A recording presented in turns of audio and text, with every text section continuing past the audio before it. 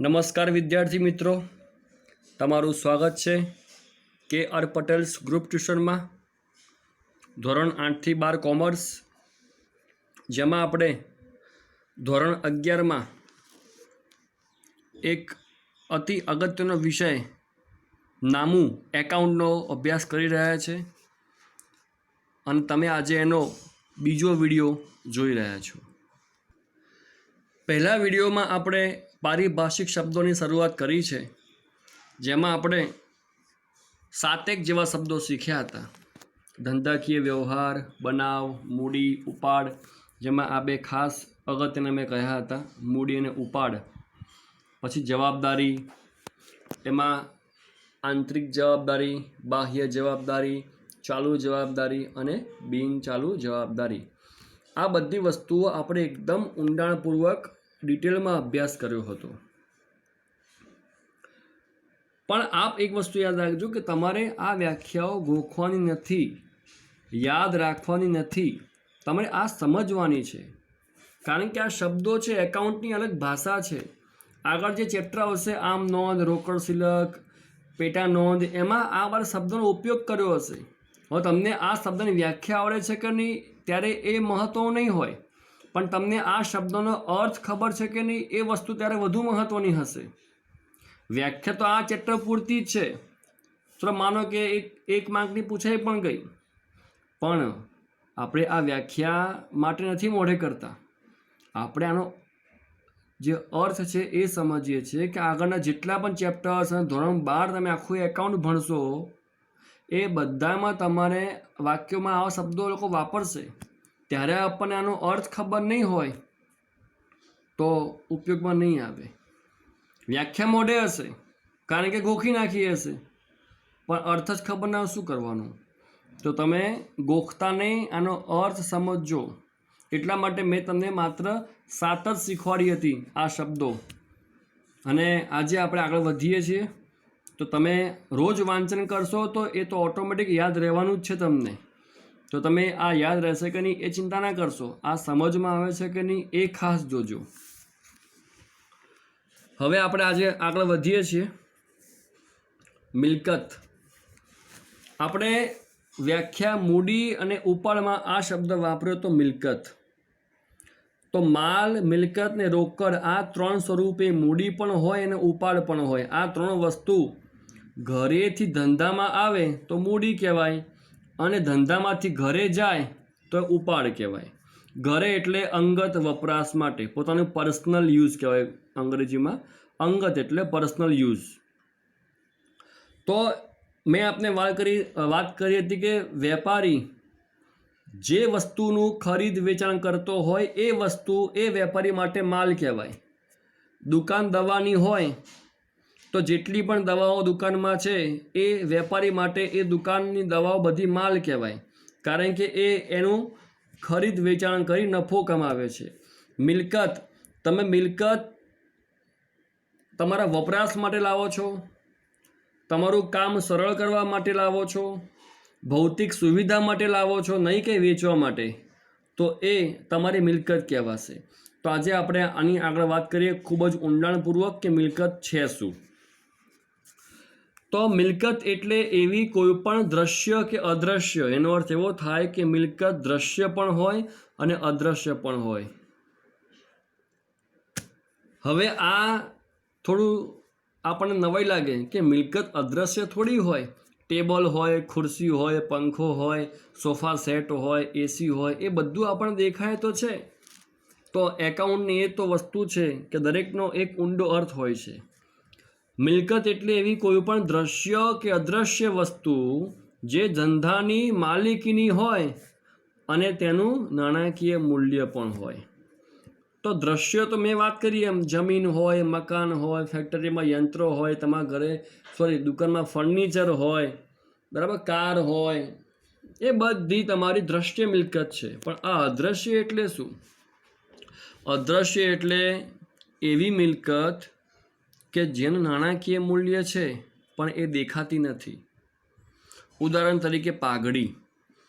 હવે પાઘડી શબ્દ એટલો ઊંડો અર્થ ધરાવે છે કે ધોરણ 12માં કોમર્સમાં, ધોરણ 12માં એકાઉન્ટમાં ઘણા બધા ચેપ્ટર્સમાં એ પાઘડી વસ્તુ બહુ અસર કરે છે, પણ તમને હું ખાલી ઉપર છેલ્લું સમજાવું છું. પાઘડી એટલે પ્રતિષ્ઠા. હંમેશા પાઘડી ક્યાંક પહેરાય? માથા ઉપર.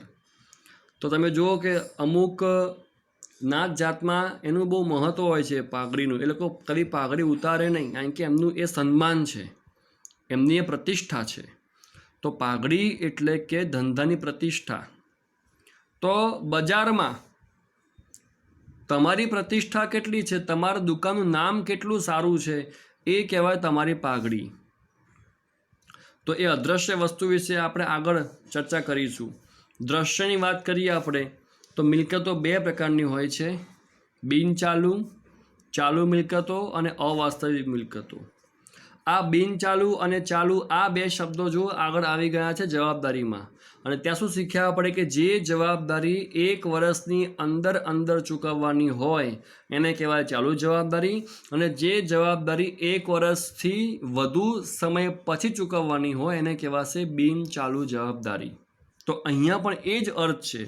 બિનચાલુ એટલે 1 વર્ષથી વધુ અને ચાલુ એટલે 1 વર્ષથી ઓછી. તો મિલકત 3 પ્રકારની હોય છે: બિનચાલુ મિલકતો, ચાલુ મિલકતો અને અવાસ્તવિક મિલકતો. પહેલાં આની વાત કરીએ આપણે. બિનચાલુ મિલકતો કે જે મિલકતો 1 વર્ષથી વધુ સમય માટે આપણી પાસે હોય છે. જેમ કે જમીન. આપણે જમીન ખરીદીએ છીએ તો એ આપણી પાસે હવે લાંબો સમય હોય છે. મકાન, નવું મકાન ખરીદીએ તો આપણે ઓછામાં ઓછા 10 કે 12 વર્ષ કે 15 વર્ષ કે 20 વર્ષ ત્યાં રહીએ છીએ આપણે. પ્લાન્ટ હોય એટલે યંત્રો છે, ફર્નિચર છે, એ બધી વસ્તુઓ આપણે વપરાશ માટે લાવીએ છીએ તો એ હંમેશા 1 વર્ષથી વધુ ટાઈમ માટે આપણે રાખતા હોઈએ છીએ. તો દ્રશ્ય મિલકતો આ બધી જોઈ શકાય છે અને એ બિનચાલુ છે, એટલે કે 1 વર્ષથી વધુ ટાઈમ માટે આપણી પાસે હોય છે. તો આ જે વાત કરી મેં અદૃશ્ય, તમને હવે સમજાવું છું. અદૃશ્ય મિલકતો, ટ્રેડમાર્ક, પેટન્ટ, પાઘડી અને કોપીરાઇટ્સ.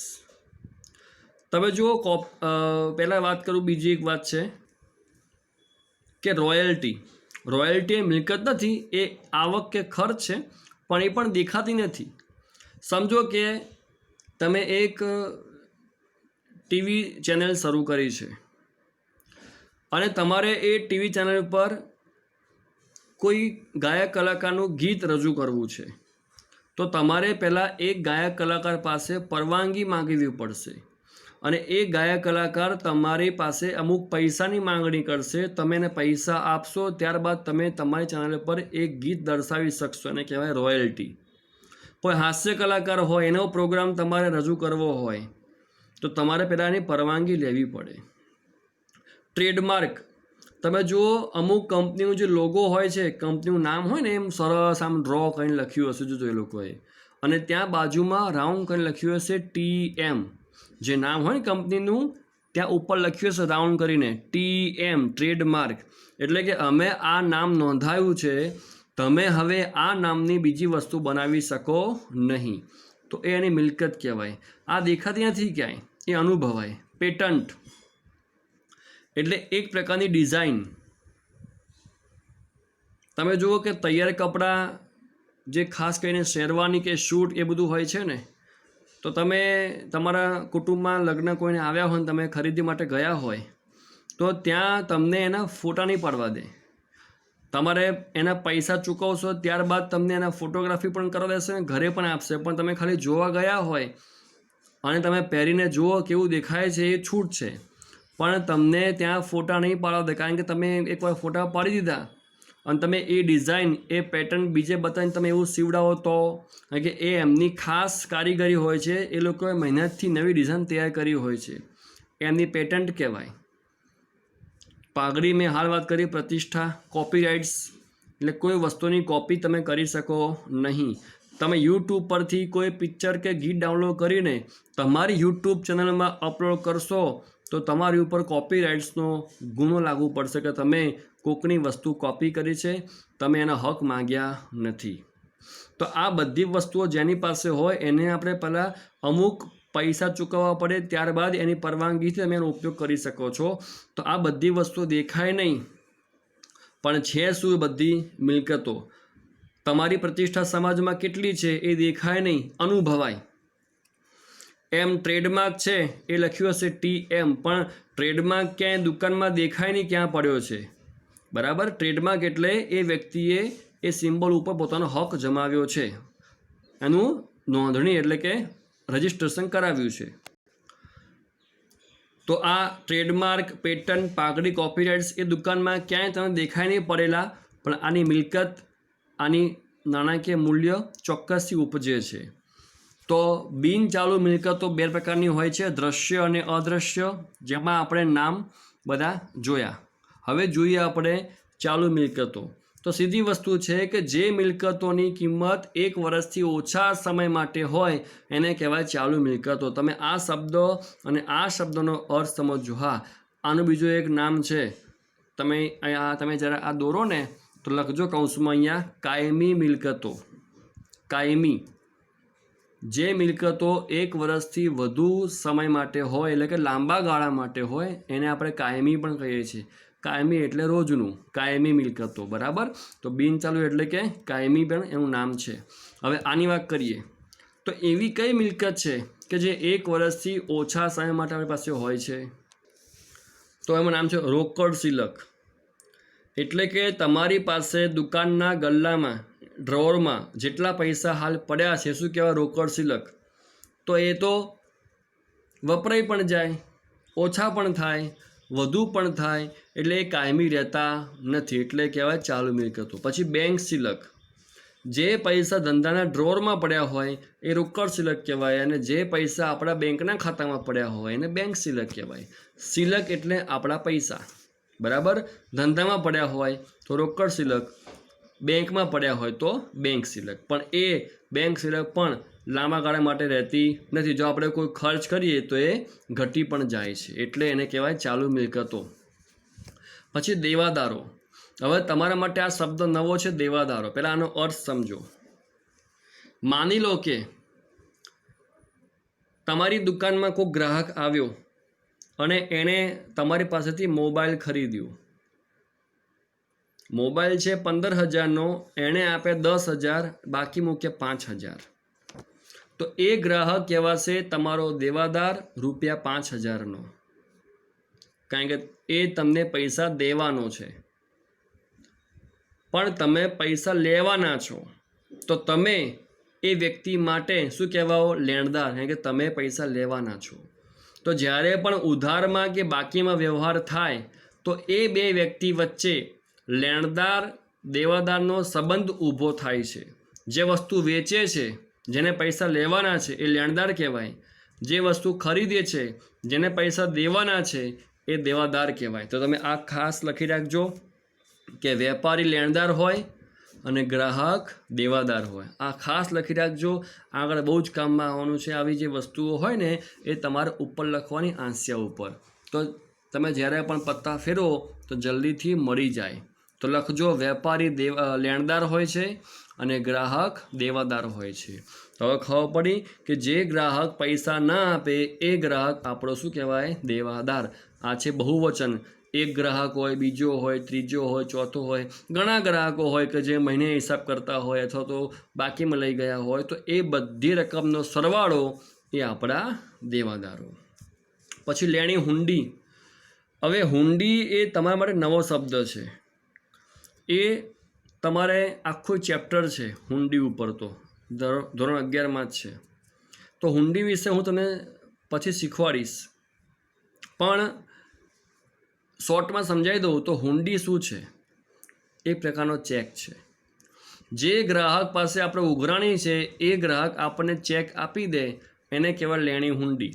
પણ હુંડીમાં કેવું હતું પહેલાંના સમયમાં કે એ લેખિતમાં લખે કે હું તમને 3 મહિના પછી આટલા પૈસા આપવા બંધાવું છું, પછી પોતાની સહી કરી દે અને આપણને આપી દે, એને કહેવાય લેણી હુંડી. ટૂંકમાં આ પણ આપણી એક મિલકત છે કે જે આપણે 3 મહિનામાં કે 6 મહિનામાં એનો ઉકેલ લાવીશું, એટલે કહેવાય ચાલુ મિલકતો. તો રોકડ સિલક, બેંક સિલક, દેવાદારો, લેણી હુંડી. હવે સ્ટોક. આ સ્ટોક શું છે? સીધી વસ્તુ છે. માની લો કે તમે 100 મોબાઈલ લાયા વેચવા માટે, 90 વેચાઈ ગયા, તો તો કેટલો સ્ટોક વધ્યો? 10.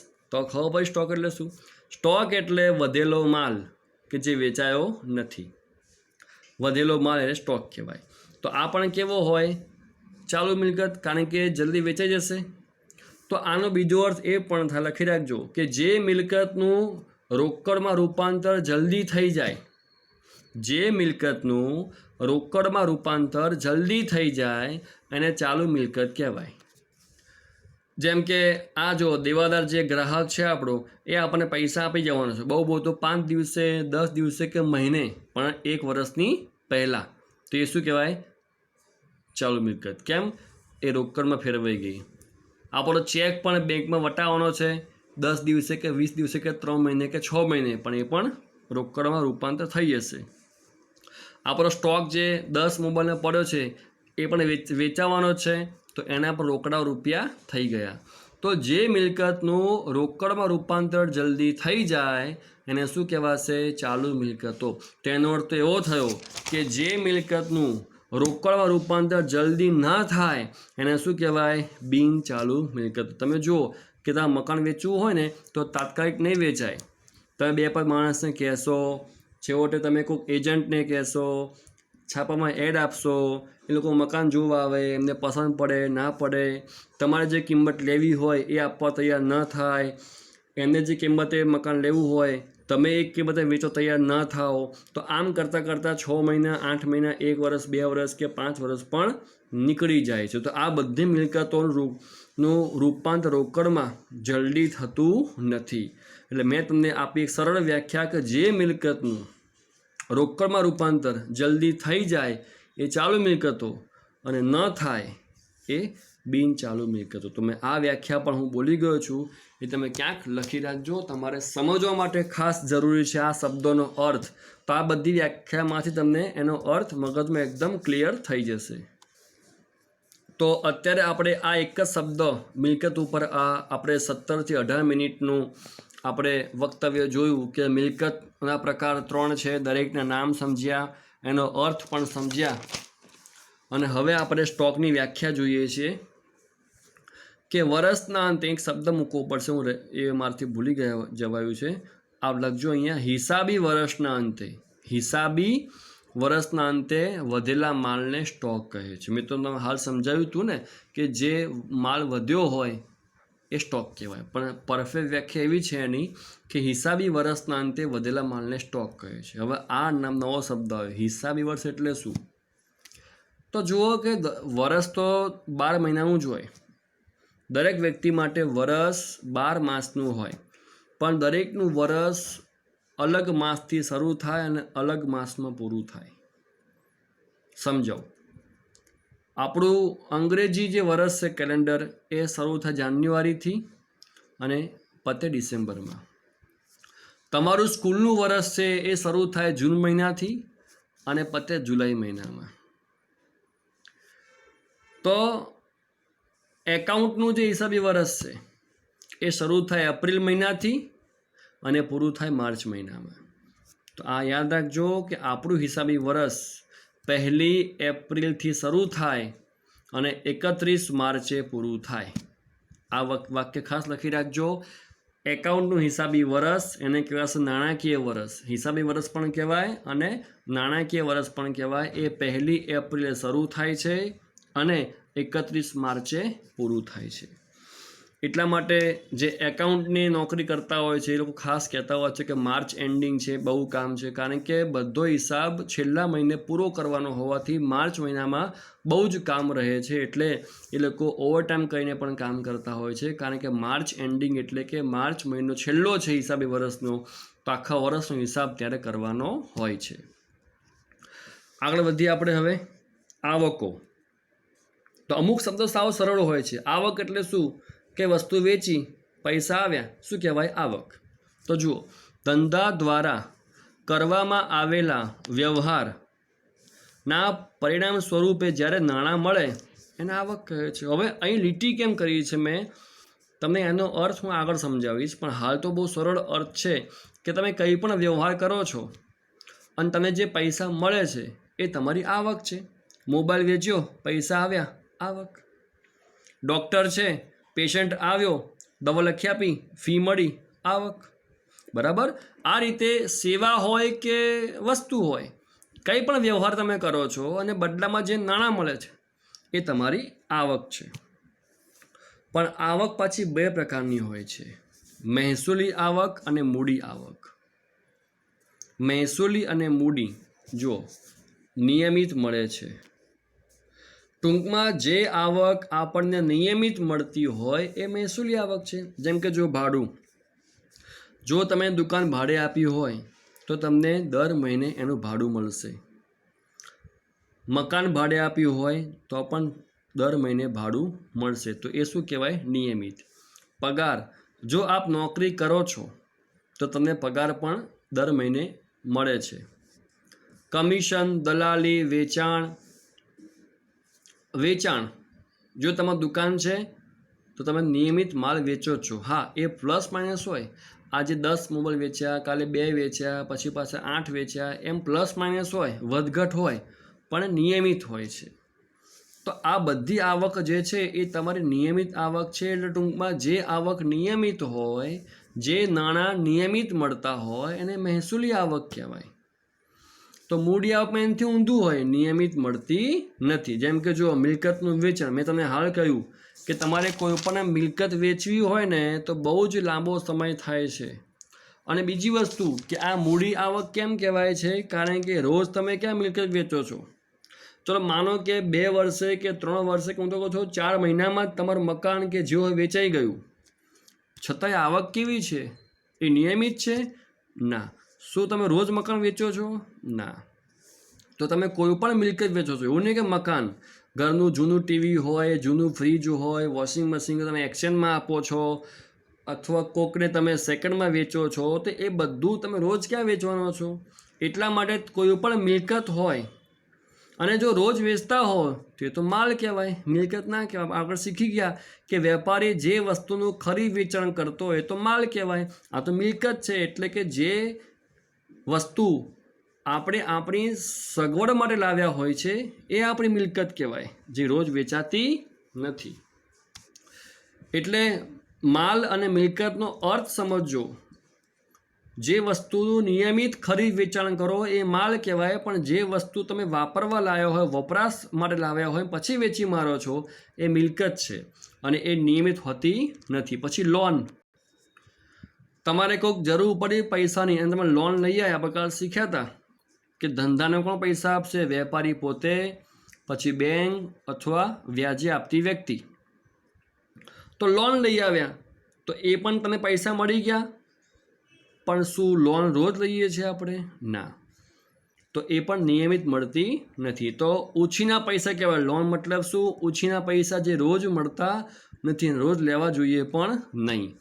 તો જે આવક નિયમિત થાય એ મહેસૂલી આવક, અને જે આવક ક્યારેક ક્યારેક થાય એ શું કહેવાશે? મૂડી આવક. જેમ કે વારસો, હજુ એક નામ જુઓ, વારસો. તમે પિક્ચરમાં જોયું હશે કે કોક બુઝુર્ગ હોય, બહુ જ ધનવાન હોય અને ગુજરી જાય, પછી બધી મિલકત એનો કોઈ દૂનો સગો હોય એને મળે છે, તેને વારસો કહેવાય. તો વારસો પણ ક્યારેક ક્યારેક અથવા અમુક વાર જ મળે છે.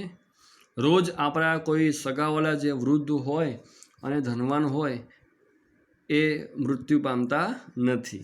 બરાબર. તો વારસો પણ એ આપણી મૂડી આવક કહેવાય, જે નિયમિત હોતી નથી.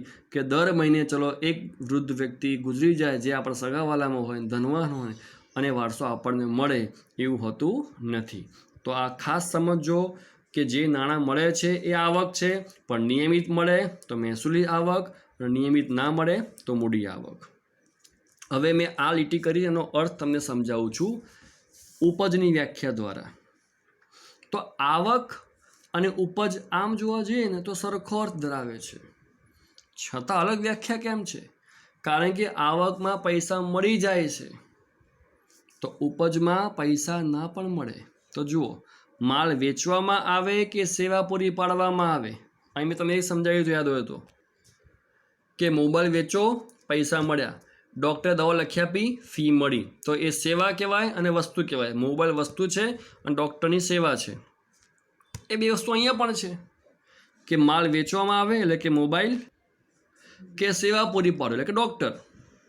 તો અહીંયા પણ એ વસ્તુ, અહીં પણ એ વસ્તુ, તો આ આવક કેમ અને આ ઉપજ કેમ? તો જ્યારે મોબાઈલ વેચો છો કે ડૉક્ટર દવા લખી આપે ત્યારે પૈસા મળી જાય તો આવક કહેવાય, અને પૈસા ન મળે તો ઉપજ થઈ કહેવાય. જો માલ વેચવામાં આવે કે સેવા પૂરી પાડવામાં આવે તો ધંધાને ઉપજ થઈ ગણાય. એટલે આ બંને સરખી વસ્તુ છે. માનો તમે દુકાનમાં બેઠા છો, કોઈ ગ્રાહક આવ્યો, મોબાઈલ ખરીદ્યો, પૈસા આપ્યા, તે શું કહેવાય? આવક કહેવાય. બીજો ગ્રાહક આવ્યો, મોબાઈલ ખરીદ્યો, શું કહે છે? હું સાંજે પૈસા આપવા આવું છું, અને તમારો ઓળખીતો છે, તમે જવા દીધો, તો ઉપજ થઈ કહેવાય. હજુ પૈસા મળે નથી તો પણ ઉપજ કહેવાય. કેમ?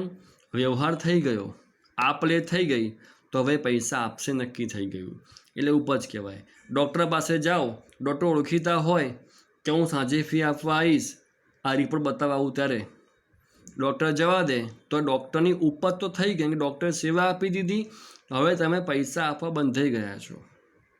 આમ તમે ક્યાંય પણ વ્યવહાર કરો છો અથવા સેવા લો છો તો ભલે પૈસા ના આપતા હોય, એ ઉપજ તો થઈ ગણાય છે. એટલે આવક અને ઉપજમાં એટલો ફરક છે કે સેવા આપો કે વસ્તુ આપો, પૈસા મળી જાય તો આવક કહેવાય, અને પૈસા ના મળે તો ઉપજ થઈ ગણાય. બરાબર? આ વસ્તુ તમે ખાસ ધ્યાનમાં રાખજો. તમે સ્કૂલમાં પ્રવેશ લીધો અને પ્રવેશ ફી સ્કૂલવાળાએ માગી, પણ તમે એ ઓળખીતા છે કે હું કાલે આપી જઈશ, તમે હાલ ફોર્મ ભરી દો અને પ્રવેશ આપી દો, તો એ સ્કૂલની ઉપજ તો થઈ ગણાશે, કારણ કે તમે પૈસા હવે કાલે આપવાના તો છો જ. એટલા માટે આપી દો તો આવક, ના આપો તો ઉપજ. હવે છે ચૂકવણી, એટલે ખર્ચ. તમે કોઈને પણ કંઈ પૈસા ચૂકવો એ શું કહેવાય? ખર્ચ કહેવાય. તો જુઓ, ધંધા દ્વારા કરવામાં આવેલા વ્યવહારના પરિણામ સ્વરૂપે નાણાં ચૂકવો તો શું કહેવાય? જાવક, એટલે કે ચૂકવણી. તો હવે આવકની વ્યાખ્યા જુઓ. ધંધા દ્વારા કરવામાં આવેલ નાણાકીય વ્યવહાર, અહીં પણ જુઓ, ધંધા દ્વારા કરવામાં આવેલ વ્યવહારના પરિણામ સ્વરૂપે, બંનેમાં જો સરખું છે જુઓ, પણ અહીંયા નાણાં મળે છે અને અહીં નાણાં ચૂકવો છો. જો તમે આ રીતે સાથે વાંચો, મેં આપને પહેલાં પણ કહ્યું હતું, બીએમાં પણ કહ્યું હતું કે કોઈ પણ બે ટૉપિક હોય ને એ હંમેશા સાથે વાંચવાના, તો બંનેમાં સરખું શું છે અને અલગ શું છે એનો આપણને સરસ ખ્યાલ આવશે. તો ધંધા દ્વારા જુઓ છે, ધંધા દ્વારા કરવામાં આવેલ વ્યવહારના પરિણામ સ્વરૂપે જ્યારે નાણાં મળે, જ્યારે નાણાં ચૂકવવામાં આવે. તો આટલો ફરક છે કે નાણાં મળે તો આવક કહેવાય અને ચૂકવો તો ખર્ચ કહેવાય. તો અહીં લખજો તમે કૌંસમાં ખર્ચ, ચૂકવણી કૌંસમાં ખર્ચ, આને વ્યાખ્યા ખર્ચની પણ કહી શકાય છે. અને સીધી વસ્તુ છે, પૈસા મળે તો આવક કહેવાય અને પૈસા ચૂકવો તો જાવક કહેવાય. આવક અને જાવક, મળે તો આવક, જાય તો જાવક, એટલે આને ચૂકવણી પણ કહેવાય, ખર્ચ પણ કહેવાય અને જાવક પણ કહેવાય. તો આ ત્રણ નામ લખજો કૌંસમાં, અહીંયા ચૂકવણી, કૌંસમાં ખર્ચ, કૌંસમાં જાવક, અને ત્યારબાદ વ્યાખ્યા. તો જેમ આવક બે પ્રકારની હોય, મહેસૂલી અને મૂડી. જે નિયમિત થાય એ મહેસૂલી, નિયમિત ના હોય એ મૂડી. એ જ રીતે ખર્ચા બે પ્રકારના હોય, નિયમિત તો મહેસૂલી અને અનિયમિત તો મૂડી. નિયમિત નથી એટલે અનિયમિત. તો જુઓ, મહેસૂલી ખર્ચા અને મૂડી ખર્ચા. નિયમિત ખર્ચ હોય એ મહેસૂલી, ટૂંકમાં મહેસૂલીનો શું અર્થ થાય? મહેસૂલીનો નિયમિત. એ નિયમિત આવક હોય તો મહેસૂલી આવક કહેવાય, અનિયમિત ખર્ચ હોય તો મહેસૂલી ખર્ચ કહેવાય. એ રીતે મૂડી, તો મૂડી એટલે નિયમિત નથી. તો જે આવક નિયમિત ના હોય એ મૂડી આવક, અને જે ખર્ચ નિયમિત ના હોય એ મૂડી ખર્ચ. તો જુઓ, મહેસૂલી ખર્ચ, પગાર. હવે તમને એમ થાય કે મહેસૂલી આવકમાંય તમે પગાર મૂક્યો હતો અને મહેસૂલી ખર્ચમાંય પગાર મૂકો છો, તો બે સીધી વસ્તુ છે કે તમે નોકરી કરો છો તો તમને પગાર મળે છે તો મહેસૂલી આવકમાં આવે, પણ તમે માલિક છો અને તમારે ત્યાં કોક કામ કરે છે અને તમે એને પગાર ચૂકવો છો તો તમારો ખર્ચ કહેવાય. બરાબર? મજૂરી, દલાલી, કમિશન, આ બધું આવકમાં આવે ને ખર્ચમાં આવે. તમે કોકને આપો તો તમારો ખર્ચ છે, પણ તમને કોઈક આપે તો તમારી આવક છે, બરાબર. એટલે આ દલાલી કમિશન એ ખર્ચ પણ કહેવાય અને આવક પણ કહેવાય. મળતી હોય તો આવક અને આપણે ચૂકવતા હોઈએ તો ખર્ચ.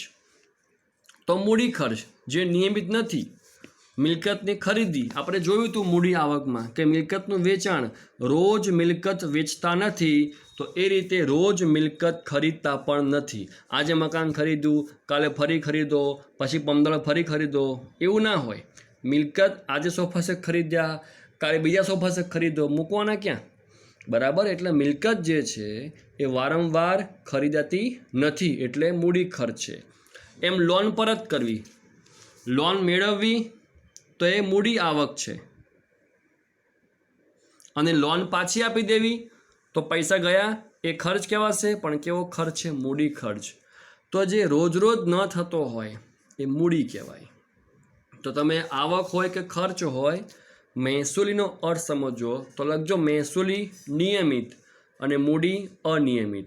નિયમિત નથી એટલે અનિયમિત. પછી આવક હોય તો મહેસૂલી આવક અને ખર્ચ હોય તો મહેસૂલી ખર્ચ, એ રીતે, બરાબર. દરેકની મેં વ્યાખ્યા આપી છે, નામ તમને દરેકના આપ્યા છે. તો આજના જે ટોપિક હતા મુખ્ય એ આવક, એ મહેસૂલી અને મૂડી, પછી ઉપજ, પછી ખર્ચ એ પણ મહેસૂલી મૂડી, અને મુખ્ય શીખ્યા આજે આપણે બધી મિલકતો. તો તમે આનો એક સ્ક્રીનશોટ લઈ લેજો. હવે આખો લેક્ચર હું જે બોલી ગયો છું એ બધું તમારે હાલ એક સ્ક્રીનશોટ લેવાનો છે.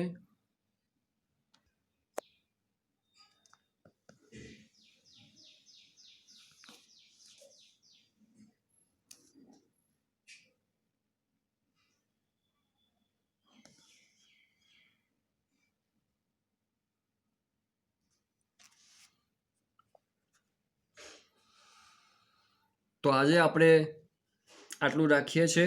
18 શબ્દો, દરેકનો અર્થ ખાસ સમજજો, એની સમજ કેળવજો.